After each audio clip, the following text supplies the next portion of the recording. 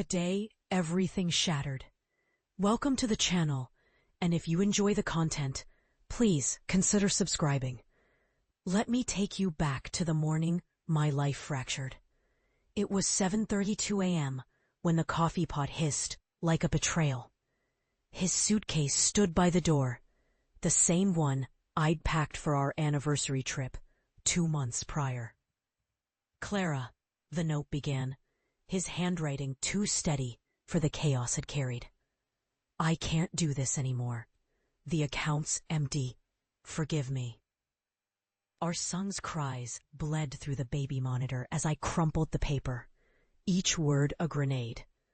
The bank called 3 hours later, overdrawn by $17,382, the woman said, her tone sterile. My knees hit the kitchen tiles. His business loans, his guarantees, all under my name. By noon, my supervisor's voice crackled through the phone. "We're restructuring." The lie stung worse than the July heat. That night, while scrubbing formula stains in the shower, I found the lump, a hard, silent P beneath my ribcage. Insurance expired in 9 days. But here's what he forgot. Nurses notice patterns. IV drips teach patience. And desperation, it's a sharper calculator than guilt. I saved every hospital invoice, every collection notice. Not for pity, for ammunition. The real pain began when I stopped crying. When I opened his study drawer and found the ledger. Flashback. Love, lies, and empty promises.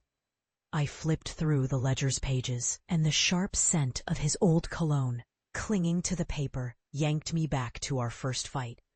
Not the screaming kind, the quiet one, where he'd packed his gym bag at 11 p.m., eyes avoiding mine. "Late client meeting," he'd said, his breath minty from the gum he only chewed when lying.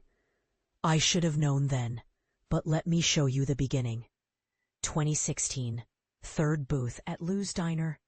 His work boots tracking sawdust on the vinyl seats. Double bacon cheeseburger.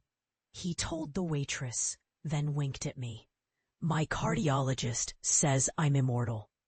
That laugh, that damn laugh, made you believe surviving a nuclear blast would be easy if he held your hand. 3 months later, my savings paid his contractor license bond. "I'll triple this," he promised against my temple, hands mapping promises on my hips. The bank statement showed 6 withdrawals at Atlantic City ATMs that same week.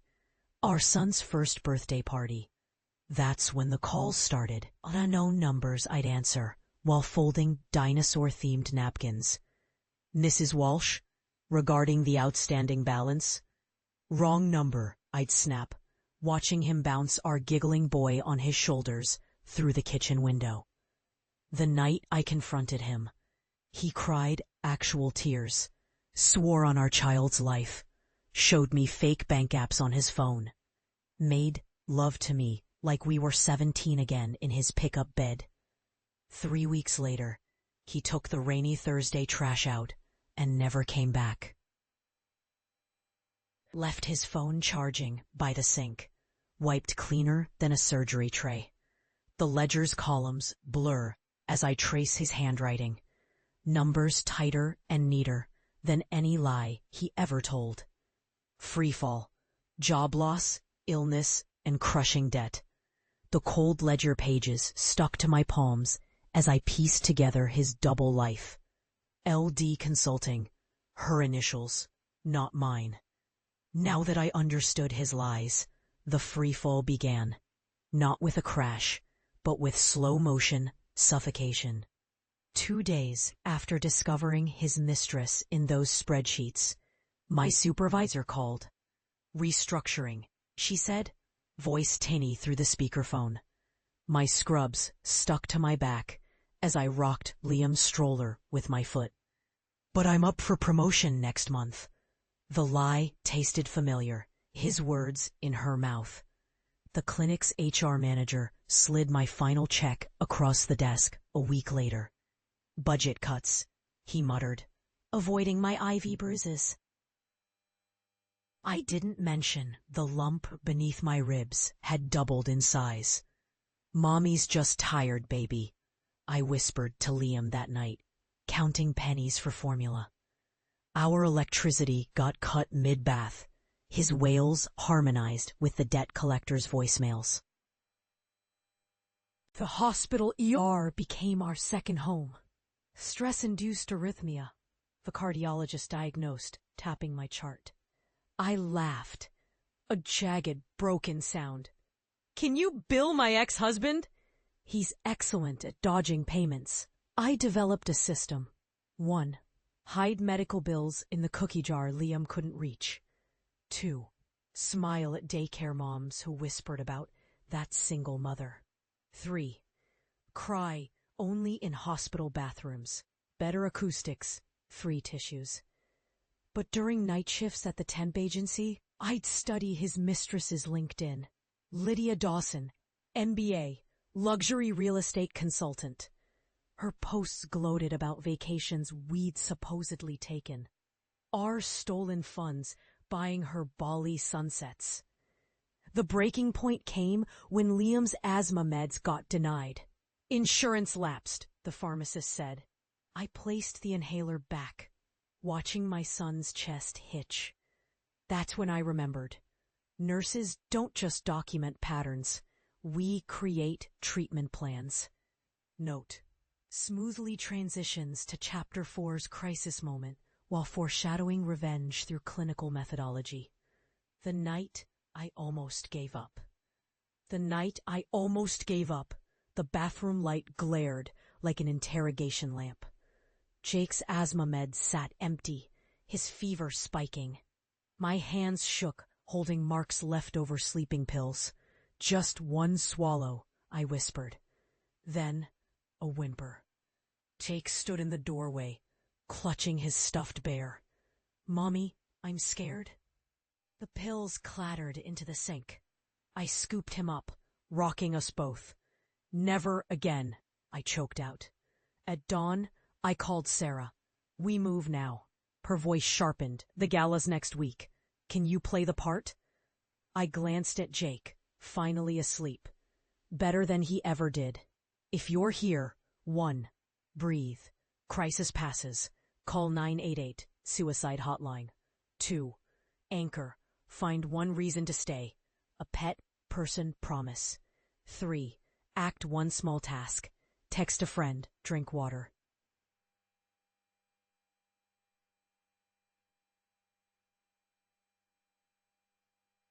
Step outside. Revenge wasn't for me anymore. It was for him. A whisper of vengeance. The ledger discovery. The ledger's spine cracked like a bone when I opened it. 3 a.m. Jake's breath rasping in the next room. My finger traced columns of numbers. $50,000 to EM consultancy. $200K wired to Cayman Bank. Mark's handwriting, neat and clinical. My stomach twisted. All those nights he'd kiss Jake goodnight. This was in his briefcase. Sarah's voice hissed through my phone speaker at dawn. Claire, this isn't just hidden accounts. He's been siphoning your joint funds. See page 23? I flipped to a mortgage statement. Our home, listed as collateral for a loan I'd never signed. Illegal, she said, but proving it. Jake coughed, his inhaler empty. I pressed my forehead to his. Almost over, baby. What to do first, if you're here. 1. Photograph everything, even smudged notes. 2.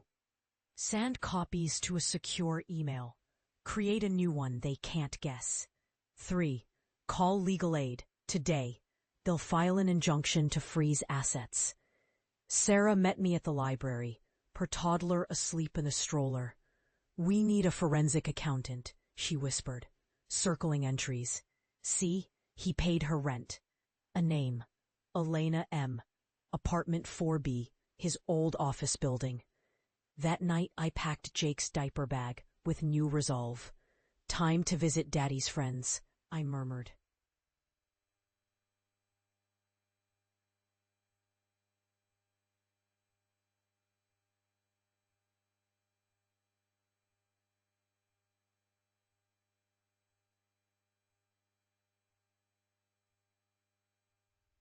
Sarah's voice hissed through my phone speaker at dawn.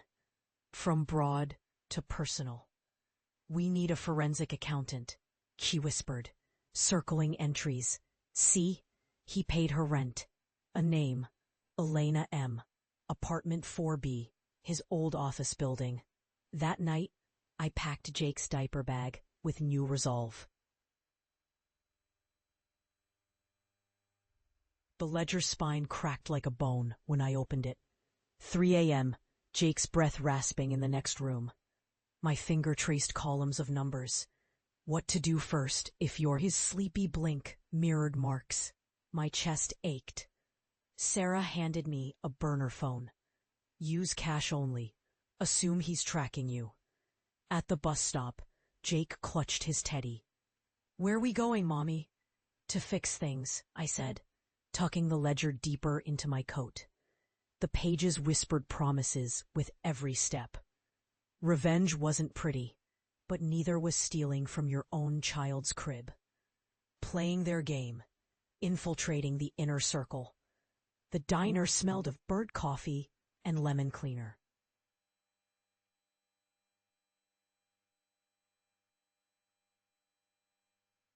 Title of the podcast: Invariable. I care more about wellness programs and what people need to feel good. I am wearing my intersex, whatever I wear. That way, I am engaging in different exercises, accomplishing my excellent depression. I am experimenting with my emotions, intentions, and objectives. I don't get attention from anything, reminding myself, I've got mine. Very alert friends. I'm breaking the rules. Elena's Instagram showed she came here every Tuesday. Matcha latte, extra foam. I slid into the booth beside her, Jake clutching my hand. Sorry, is this seat taken? She glanced up, annoyed, then froze. Recognition flashed. She knew my face. Claire, she said, too sweet. Mark's mentioned you. I forced a laugh, shaky. God, I'm just embarrassed. He left us and Jake coughed, playing his part. My eyes welled on cue. I'm desperate. I heard you're good with bookkeeping. Her manicured finger tapped the latte cup. Guilty tells. Over weeks, I became her shadow. Brought her muffins. Laughed at her jokes. Let her console me. Men like Mark need freedom, she sighed once. Wine loosened. My nails dug into my palm. Sarah coached me nightly. Get her to mention the villa. Record everything. One rainy afternoon, Elena's laptop glowed on her desk. Passcode, her dog's birthday. Files spilled across the screen. Offshore transfers, fake invoices. My phone camera clicked silently. If you're here, 1. Mirror their habits. Learn schedules, preferences. 2. Leverage guilt. They'll underestimate your pain. 3. Document digitally and physically, cloud and USB. The night I copied her hard drive, Elena hugged me goodbye. You're stronger than you look, she murmured. I smiled, thinking of the gala invitation in my bag. Strong enough to bury you both. The charity gala, masks and manipulations. The ballroom chandeliers blurred as I adjusted my mask. Black lace, like the one Mark gave me on our anniversary. Elena's laugh cut through the crowd, her hand possessive on his arm. Sarah's voice buzzed in my earpiece, projectors ready. Breathe. I climbed the stage, heels clicking. A toast! The room hushed. Mark's smile froze. I tapped the mic. Did you know fraud voids charitable deductions? Clicking the remote, the screen lit. Offshore transfers, Elena's forged signatures, our home's stolen equity. Gasps erupted. Mark lunged forward. She's lying! Security blocked him as I continued, voice steady. Page 62, Mark. Your Bali villa, funded by Jake's college savings. I turned to Elena. Your consulting fees paid in rent. Cameras flashed. Sarah texted. IRS and press alerted. If you're here, 1. Strike publicly. Gather evidence, use their events against them. 2. Have allies ready. Lawyers, media. 3. Stay calm. Anger makes you look unstable. Mark spat. You'll regret this. I removed my mask. No, you will. Outside, Sarah waited with Jake. He hugged my legs.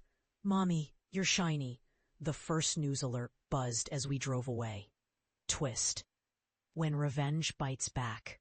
The courtroom air hummed with fluorescent static as Mark's lawyers sneered at my evidence. Fabrications, he declared. My palms dampened. Sarah squeezed my wrist. Stay calm. Then the twist. Mark's countersuit accused me of embezzlement. My breath hitched. Jake fidgeted with his dinosaur plushie in the gallery. But revenge bites blindly. During recess, Sarah scrolled through Elena's encrypted files. Here, the villa's wire transfer. Her finger jabbed the screen. Mark signed it during your divorce filing. Illegal. The judge's eyebrows lifted. By afternoon, the tide turned. If they retaliate, 1. Never engage directly. Let lawyers speak. 2. Counter with new evidence. Hide backups until trial. 3. Leverage media. Public sympathy matters.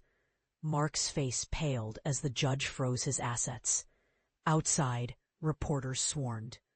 Jake hugged my waist. Is Daddy going to jail? Sarah whispered. Fraud. Perjury. He's done. But victory felt hollow. That night, Jake asked, Will you disappear too? I knelt, eye level. Never. Some battles, my voice broke, cost more than they heal. The next morning, I shredded the ledger. Revenge had fed me, but almost starved my soul. Sarah handed me a job application. Your turn to rebuild. Jake's hand in mine. We stepped into sunlight. No more looking back. Ashes to empowerment. Rebuilding from ruin. The morning sunlight warmed the peeling paint of our new apartment. 1 bedroom, but ours. Jake traced the ledger's ashes in the sink. Daddy's gone? I hugged him. Just us now. Sarah helped me land a bookkeeping job. Legit this time. My first paycheck covered Jake's asthma meds. No more pawn shops, I whispered, tucking the receipt into our binder. Rebuilding slower than burning. Credit counseling trimmed debts. Therapy helped Jake's nightmares. My migraines faded with sleep. At the grocery store, I passed Mark's favorite beer aisle. Kept walking. If you're rising from ashes, 1. Start small. 1 bill paid, 1 meal cooked. 2. Accept help. Food banks, support groups. 3. Redefine winning. Safety over vengeance. Sarah texts me now. Proud, but still watching your coffee intake. Jake draws home pictures. No suitcases. Last week, I opened a savings account. The banker said, interest rates are low. I smiled. So are my odds. We water the thrift store fern daily. It's growing. New dawn. My message to broken warriors. The morning sun filters through our kitchen window as Jake colors at the table. No more wheezing, just crayons scratching paper. Sarah sips coffee beside me, her toddler giggling underfoot. We've come far. To you fighting similar storms, breathe. Secure every document, even crumpled receipts. Freeze joint accounts. Call banks today. Seek legal aid clinics. They're lifelines, not charity. Track every transaction in a dollar store notebook. When rage tempts you to burn bridges, pause. Revenge drains. Rebuilding sustains. Jake's laughter anchors me now, not Mark's ledger. Your child's hand in yours is the only weapon you need. Forward. Always forward.